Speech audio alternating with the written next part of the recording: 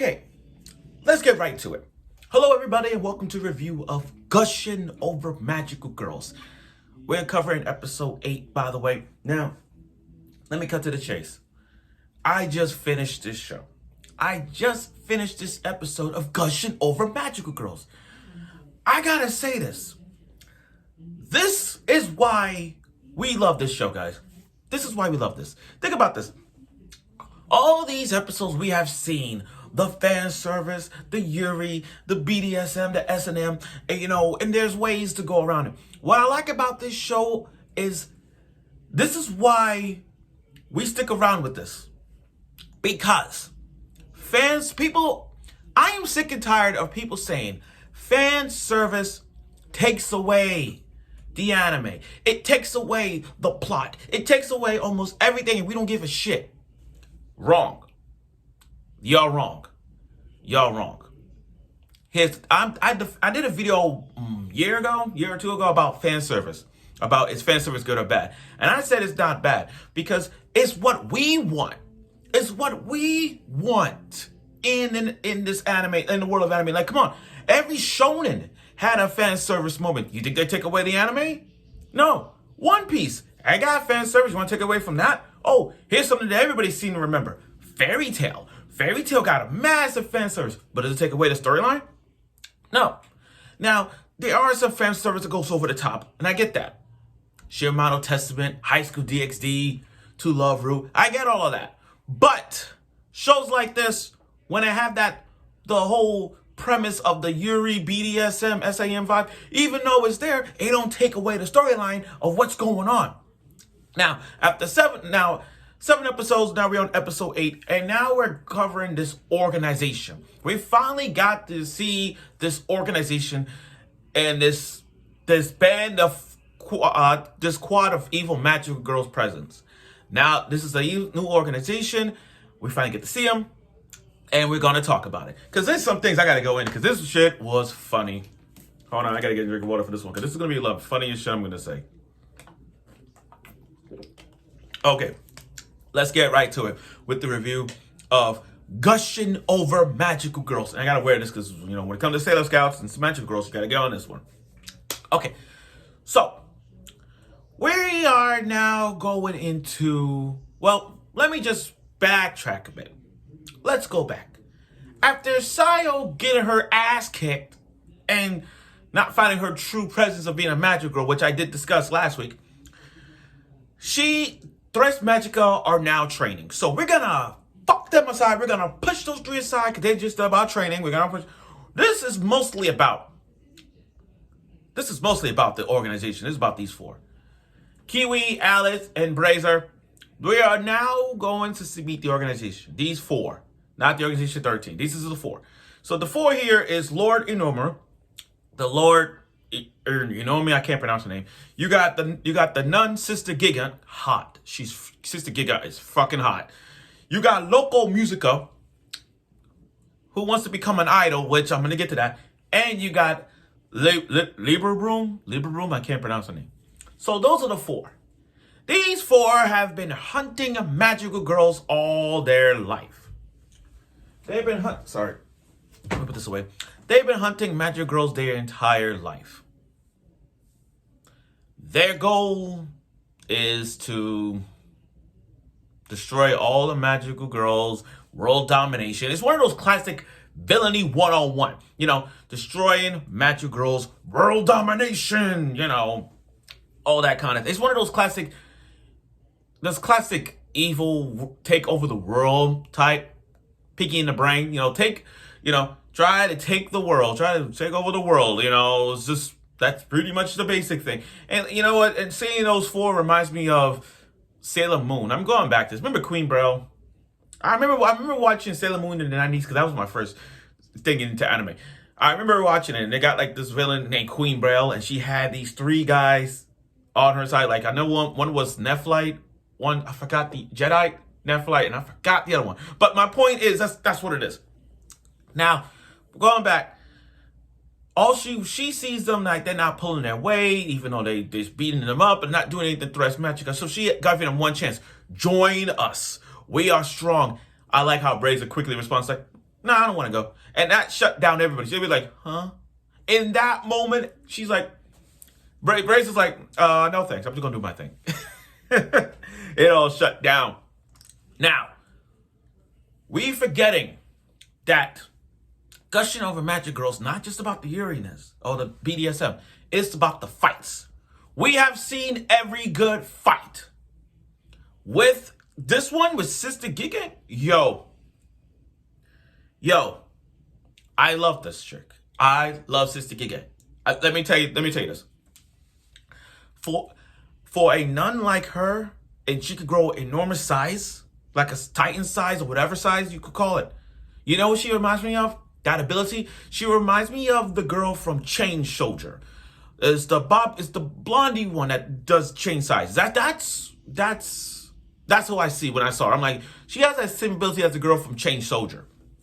But it was a 3-on-1 battle. There ain't nothing stopping her. But I am so fucking jealous.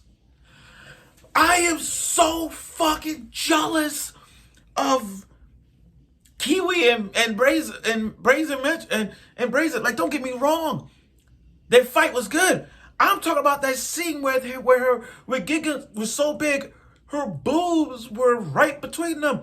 And I swear, if it's like a fantasy world, guys, if you want to die like that. Think about that. Have you felt like you want to be crushed by Sister Giga boobs?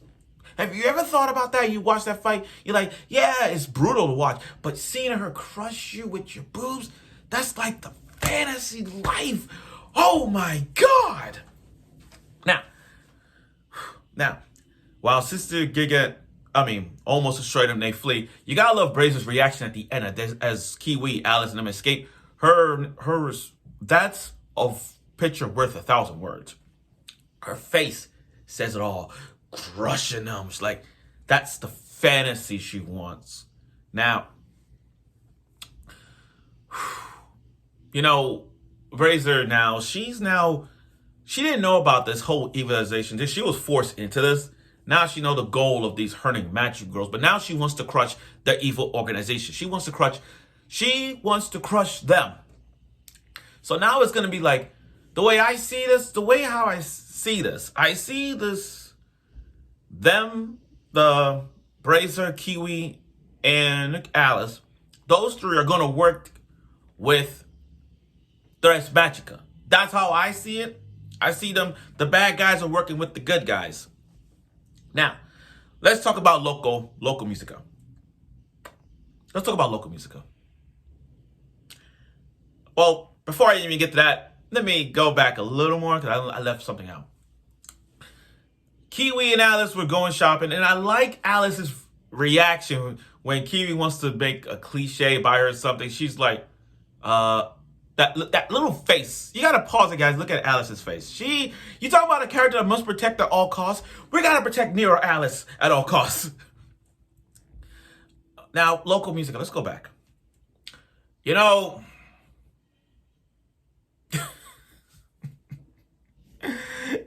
Something. I'm gonna be honest. Her music sucks. She can't sing.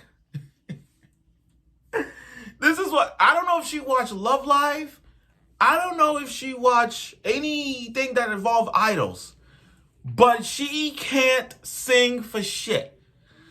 She's battling Alice and Kiwi, and she's singing. I like how they got the title. It says Lovely Coco, all that stuff. Her singing was fucking stupid. Her singing was fucking stupid. I'm looking at this, I'm like, oh my God. She can't, I like their act, I like their reaction. They're like this.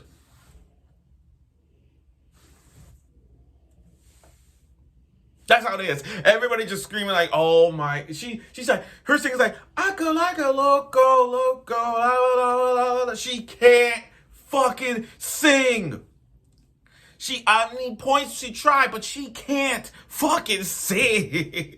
It's like, I can see the way she's singing is like she could be a rock star than a freaking idol. That's how I see it. She can sing like a rock star than an idol. Her singing is so bad. I feel like if we play it at a concert, Everybody is going to throw shades at her. I mean, literally throwing shades. Oh my God. Oh my God. It was hilarious. I couldn't even go. Look, my ears was hurting me. My ears was like, oh my God, shut the fuck up. God. Now, okay. Let's stop the brakes. After they escape, this is where they take BDSM to a whole nother level. But it's not BDSM in a good way. This is more abusive. I don't appreciate what they did to Loco, what they did to her. To have her take off her clothes, put her arms around her back, and then had the Lord Enumera use the whip and just whipping her so bad. It was abusive. It wasn't like how Brazier does it. This is more torture and abusive. And it's sad to see, it's sad to see Lubro there because she don't want to be part of it, because I know that in the opening they're friends.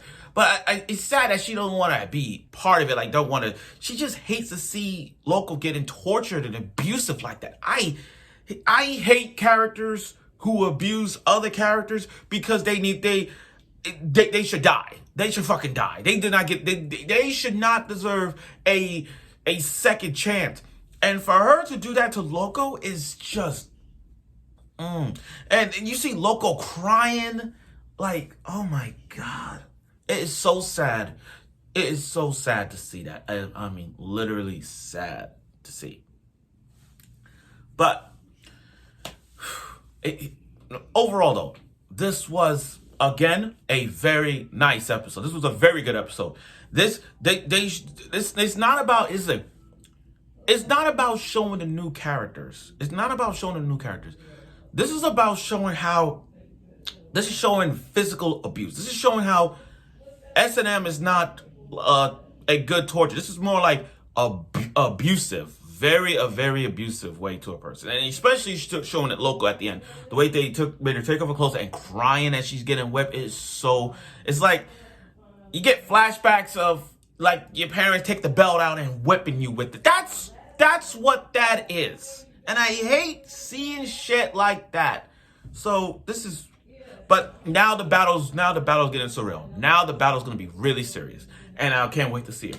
But I look forward for next week's episode of Gushing over Magical Girls. And let's see where this goes. So, see you next week.